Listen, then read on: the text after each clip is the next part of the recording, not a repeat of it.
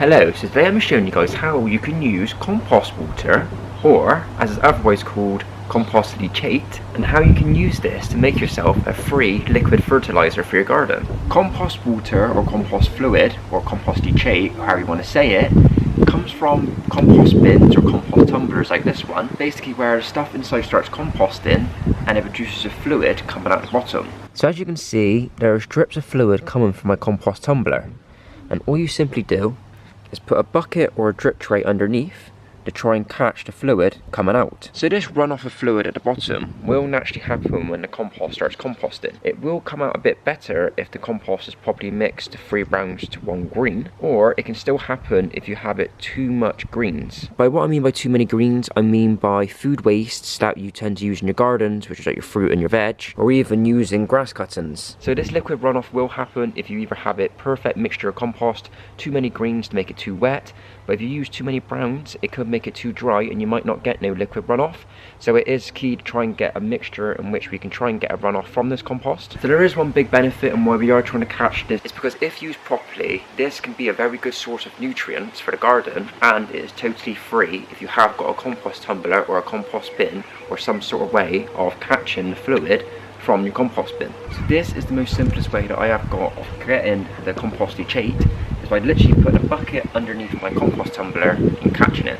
Now my compost tumbler does not smell, because that is one of the bonuses that I've got with the compost tumbler, is that it doesn't smell.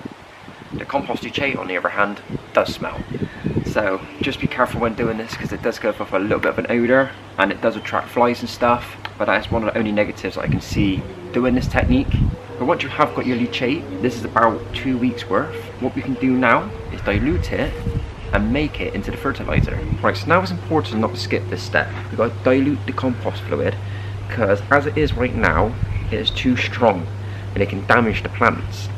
So it's important that we have to dilute it to try and stop that. So what we do, we dilute it 1 part compost water to 10 parts normal water. But if your plants are extra sensitive, it might be better off diluting it to 1 part compost water to 20 parts water. It's still going to add nutrients into it, but there's less chance of you actually damaging the plant.